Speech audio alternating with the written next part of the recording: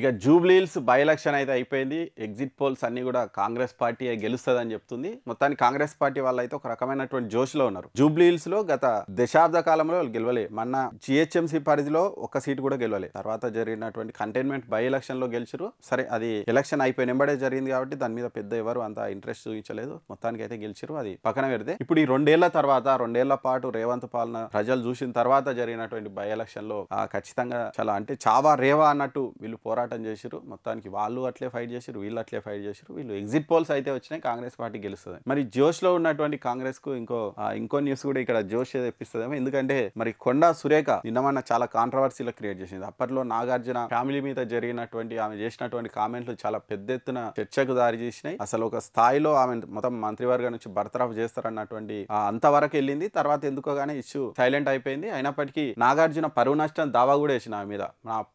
మా కుటుంబ పరువును బజార్కి ఇచ్చిరు, ఖచ్చితంగా నాకు నష్టపరిహారం చెల్లించాలని మరి ఆల్రెడీ ఆయన కేసు కూడా వేసిండు.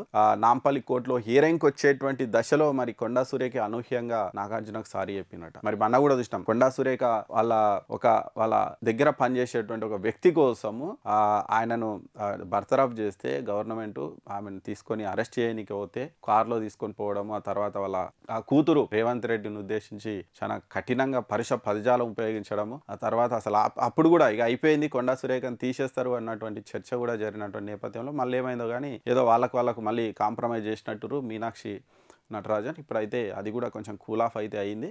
మరి నెక్స్ట్ మంత్రివర్గ విస్తరణ జరుగుతుంది. ఖచ్చితంగా కొండా సురేఖ పదవి ఊస్ట్ అవుతుంది అని చర్చ జరుగుతున్నటువంటి సందర్భంలో అనూహ్యంగా కొండా సురేఖ మరి నిన్న ఎగ్జిట్ పోల్స్ వచ్చి అంతా జోష్లో ఉన్నటువంటి సమయంలో ఈమె సంచలన పోస్ట్ అయితే పెట్టిరట. మరి సమంత ఇష్యూపై నాగార్జున ఫ్యామిలీ మీద ఆమె చేసినటువంటి కామెంట్లు మరి నిన్న ఆ విషయం మీద ఆమె ఒక ట్వీట్ కూడా చేసిందంట. గతంలో నాగార్జున ఆయన ఫ్యామిలీపై తాను చేసిన వ్యాఖ్యల పట్ల పశ్చాత్తాపం వ్యక్తం చేస్తున్నా, వారి కుటుంబాన్ని కించపరచాలన్న ఉద్దేశం నాకు లేదు, ఈ వ్యాఖ్యలతో ఎవరైనా బాధపడి ఉంటే అందుకు చింతిస్తున్నా అని ట్వీట్ చేసిరట కొండా సురేఖ.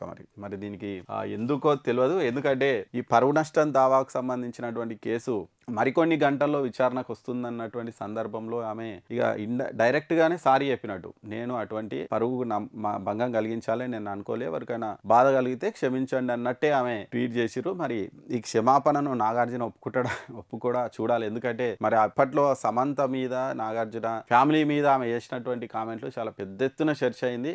రాష్ట్ర వ్యాప్తంగా చర్చ అయింది, దేశవ్యాప్తంగా కూడా చర్చ అయింది. మంత్రి ఇట్లా అన్నాడు, రకరకాల ఒక్కొక్క రకమైన కామెంట్లు చేసిరు. మరి చిన్న సారీ తోటి అదంతా పోతుంది అని నాగార్జున అనుకుంటాడా, లేదంటే రేవంత్ రెడ్డే మరి ఈమెతో చెప్పించిందా? ఆల్రెడీ నాగార్జున కూడా వాళ్ళు ఏమైనా చెప్పిరా, ప్రభుత్వ పెద్దలు ఇక ఈ విషయాన్ని వదిలేసేయండి, ఇక ఆమె సారీ చెప్తుంది, దాన్ని క్లోజ్ చేయండి అని ఏమైనా చెప్పిరా? మరి నాగార్జున ఒప్పుకుంటాడా? ఇవన్నీ కూడా చూడాలి. కాకపోతే కొండా సురేఖ చాలా రోజుల తర్వాత అయితే రియలైజ్ అయింది. అంటే ఆమె ఏమంటారు, అది ఒక కామెంట్లో అంటే నోరును అదుపులో పెట్టుకోకపోవడం, ఏదొస్తే అది మాట్లాడడం, అటువంటి వాటి వల్ల ఎంత చిక్కుల పడ్డదో చూడొచ్చు. మరి అంటే ఖచ్చితంగా ఇవి పరువు నష్టం దావాలో ఆమె గెలిచే పరిస్థితి లేదు కూడా అని ఆమెకు అర్థమైనట్టుంది. దాంతో సారీ అయితే చెప్పింది. మరి ఈ సారీని మరి యాక్సెప్ట్ చేస్తాడా నాగార్జున, లేదంటే దానికి అదే నా పరువుకు భంగం కలిగింది, నువ్వు సారీ చెప్పినా నేను ఒప్పుకొని నష్టపరిహారం చెల్లించాల్సిందే అంటాడు అనేది అయితే చూడాలి. మరి అది త్వరలోనే అతి త్వరలోనే విచారణ కూడా రాబోతుందట. ఈ నేపథ్యంలో మరి కొండా సురేఖ అయితే మరి ఈ ట్వీట్ అయితే చేసిరు, అది కూడా అర్ధరాత్రి టైంలో పెట్టిరట. మరి అర్ధరాత్రి టైంలో కొండా సురేఖ ట్వీట్ పెట్టడానికి కారణం ఏంది, ఎందుకు పెట్టిరు అనేది అయితే ఇప్పుడు పెద్ద హాట్ టాపిక్ అయి కూర్చున్నది.